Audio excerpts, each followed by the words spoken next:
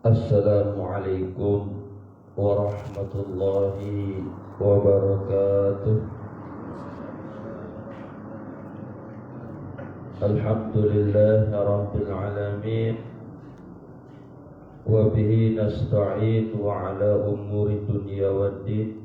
Salat subuh yang mudah-mudahan kita senantiasa dimuliakan dan dirahmati dan diampuni oleh Allah Subhanahu wa ta'ala. Kembali lagi kita melanjutkan kajian kita, ta'lim kita, tafsir Al-Quran,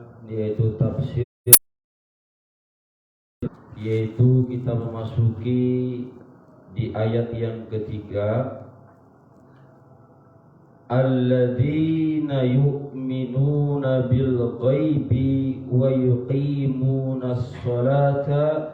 Wa biasanya kita maknai yang, maka ini daripada lil muttaqin. Kalau kita kembali lagi di ayat yang kedua, itulah kitab yang tiada keraguan di dalamnya, hudal lil muttaqin alladzina yu'minuna bil ghaibi, yaitu orang-orang yu'minuna yang beriman. Di sini tafsir daripada yang beriman, yasduquna membenarkan, percaya, meyakini, bil ghaibi dengan sesuatu yang gaib. Ya, maka ciri karakter orang yang bertakwa yang pertama adalah beriman, membenarkan, meyakini bil ghaibi dengan sesuatu yang gaib. Tafsir daripada bil ghaibi, bima ghaba anhum minal ba'thi wal jannati wan nar.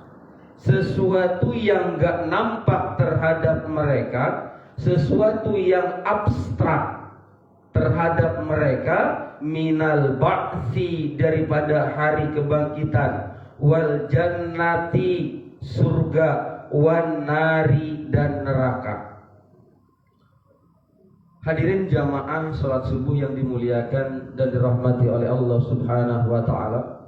Kalau kita menelusuri, mencoba mendalami daripada ayat yang ketiga, kenapa karakter orang yang beriman itu pertama disebutkan oleh Allah beriman kepada yang gaib. Kenapa enggak ayat tidak penjelasan berikutnya? Kenapa tidak yang lain? Ciri karakter orang yang beriman yang gaib itu memerlukan kesungguhan dan ketaatan kepada Allah Subhanahu wa ta'ala. Allah pun gaib ya. Dan beriman kepada yang gaib itu akan menumbuhkan rasa takut kita kepada Allah Subhanahu wa ta'ala. Allah gaib, gak pernah kita lihat. Hari kebangkitan juga gaib, surga juga gaib, nar juga gaib. Makanya kata seorang imam, beliau bernama Ma'ruf al-Quruhi, tingkatan ikhlas itu ada 3 tingkatan. Tingkatan ikhlas yang paling bawah, ya, kita beribadah selalu hitung-hitungan dengan pahala. Kita sholat pahalanya berapa, kita sedekah pahalanya berapa, kita haji pahalanya seperti apa. Maka kata Ma'ruf al-Quruhi, ibadah seseorang yang setiap dia beribadah yang dipikirkan pahala-pahala, ganjaran-ganjaran, wa huwa ibadatu tujar. Orang seperti ini tiada lain dan tiada bukan diumpamakan seperti ibadahnya seorang pedagang yang segala sesuatu berbicara untung dan rugi. Terus tingkatan ikhlas yang kedua, ada ibadah kita didasari rasa takut kita kepada Allah. Agak mendingan dah kalau kita ibadah rasa takut dengan Allah, takut dengan neraka, takut disiksa di dalam kubur. Lu agak mendingan lah daripada kita ibadah cuma pahala di pikiran kita.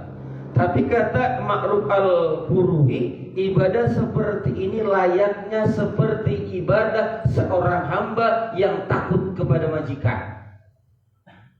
Dan tingkatan ikhlas yang paling tinggi ya adalah seseorang yang beribadah tiada didasari rasa takut kepada Allah, tidak didasari rasa ingin pahala, tapi didasari rasa cinta mahabbah kepada Allah Subhanahu wa taala. Adanya surga, adanya neraka tidak mempengaruhi kualitas ibadah dia kepada Allah Subhanahu wa taala. Tetapi ketika kita beriman kepada yang gaib, mudah-mudahan tingkatan ikhlas kita di level yang kedua menumbuhkan rasa takut kita kepada Allah Subhanahu wa taala. Di sini bima ghaba anhum, sesuatu yang gak nampak terhadap mereka, minal ba'tsi, daripada hari kebangkitan. Hari kebangkitan itu sering Allah sebutkan dalam Al-Qur'an. Minimal dalam Quran surah Al-Zalzalah kalau saya tidak lupa. Ya. Idza zulzilatil ardu zilzalaha wa akhrajatil ardu athqalaha wa qala al-insanu ma laha yawma idin tuhaddithu akhbaraha bi anna rabbaka awhalaha yawma idin yasdurun nasu ashtatan liyuraw a'malahum. Pada hari itu manusia dibangkitkan oleh Allah ashtata, bermacam-macam rupa, bermacam-macam bentuk, yang tujuannya Allah bangkitkan bermacam-macam rupa, bermacam-macam bentuk, liyurau a'malahum, sebagai refleksi balasan amal ibadah mereka di dalam dunia. Kalau dalam surah Yasin itu ada ya contoh daripada kebangkitan, inna nahnu nuhyil mauta wa naktubu ma qaddamu wa atharahum wa kulla syai'in ahsaynahu fi imamin mubin. Sesungguhnya kami menghidupkan orang mati.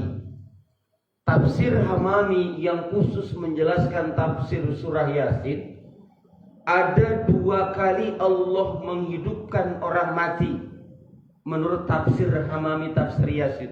Termasuk kita kelak dibangkitkan oleh Allah, dihidupkan oleh Allah 2 kali. Yang pertama kali Allah menghidupkan kita ketika kita sudah diantarkan di dalam kubur, ya, kita dihidupkan kembali oleh Allah li ijabati su'ali munkar wa nakir, untuk menjawab segala pertanyaan mungkar dan nakir. Di situ kita dihidupkan oleh Allah pertama kali. Yang kedua, kita dihidupkan oleh Allah kedua kali ketika tiupan sangkakala yang kedua, sebagai bentuk kita dibangkitkan oleh Allah di padang mahsyar atau dari alam kubur kita. Maka hadirin yang dimuliakan oleh Allah, dalam riwayat yang sahih dikatakan, besok ketika kita meninggal, ketika tubuh kita hancur, tidak ada yang tersisa, maka Allah ciptakan kita kedua kali dan Allah hidupkan kita kedua kali. Ada satu dalam tubuh kita yang tidak hancur, yaitu yang disebut dengan tulang ekor. Tulang ekor itulah Allah hidupkan kita untuk yang kedua kali. Apa yang gaib lagi? Wal jannati, yaitu surga.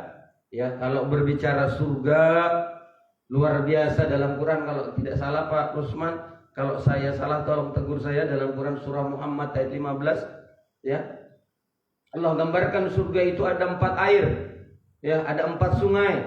Ya, ada air tawar, air khamar, air madu, air susu, itu di dalam satu sungai, di gambaran satu surga. Maka ada orang ateis itu nanya kepada Ali bin Abi Thalib, mana mungkin, orang ateis kan selalu mengedepankan logika dan akal, ya. Maka nanya kepada Ali bin Abi Thalib, bagaimana mungkin surga itu ada satu sungai tapi ada 4 mata air?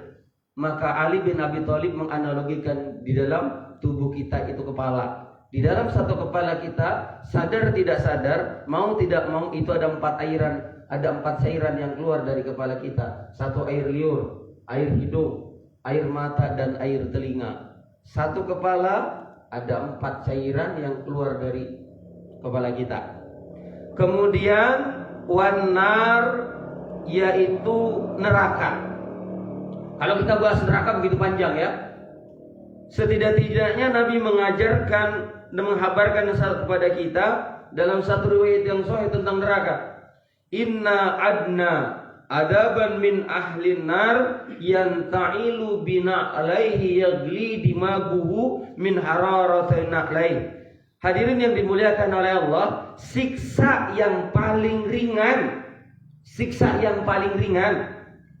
di neraka kelak adalah seseorang yang memakai sendal panas. Karena saking panasnya sendal, otak kita mendidih bagaikan air. Itu siksa yang paling ringan, bro.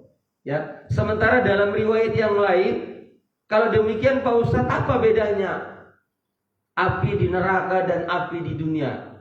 Dalam riwayat yang sahih dikatakan, ya, narukumul ladzi yuqidu ibnu Adam juz'un min sab'ina juz'an min nari jahannam. Api yang ada di alam dunia yang kau gunakan aktivitasnya oleh anak Adam, itu 1 bagian dari 70 bagian neraka jahanam. Bisa kebayang panasnya di dunia ini cuma 1 bagian dari 70 bagian api. Berarti dengan kata lain, panasnya 69 lipat itu di neraka. Maka wajar siksa neraka yang paling ringan itu orang yang pakai sendal panas, otak mendidih. Rasul sudah mengabarkan begitu dahsyatnya neraka. Maka wajar Allah katakan mewanti-wanti kita dalam Quran surah At-Tahrim ayat 6.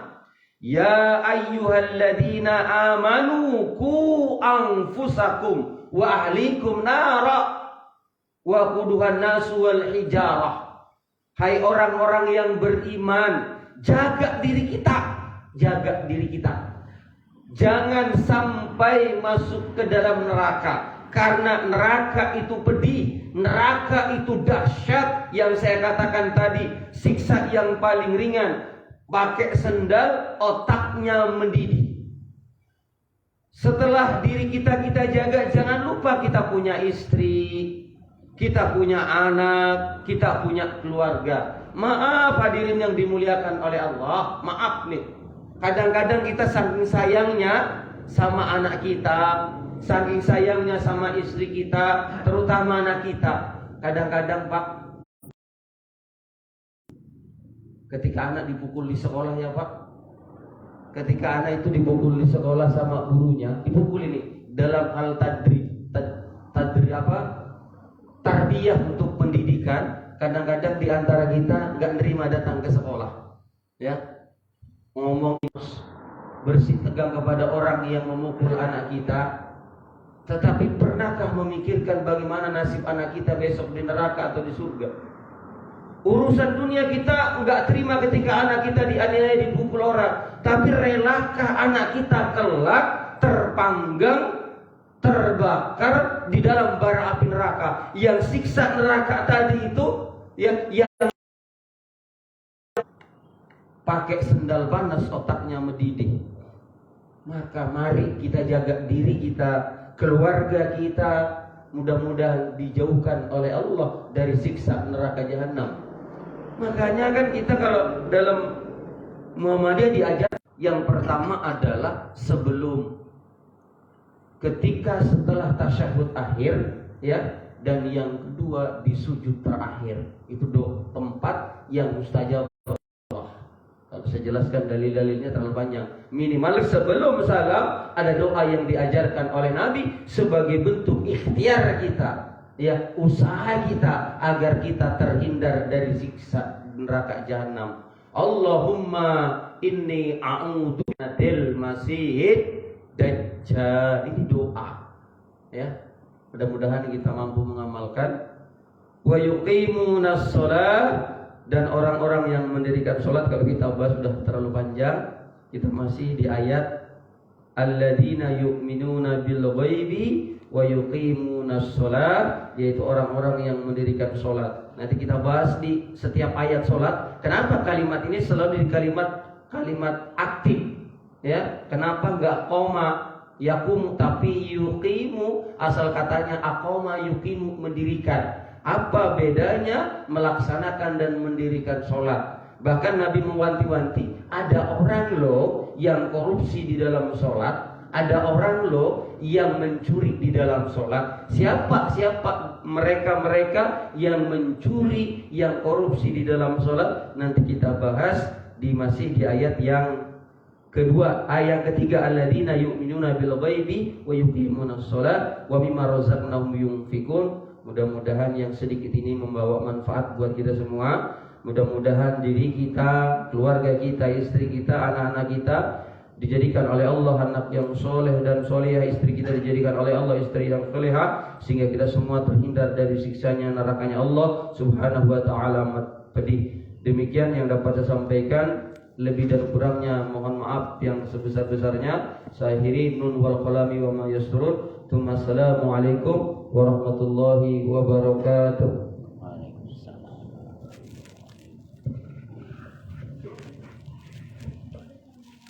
Silakan, ngeteh dulu.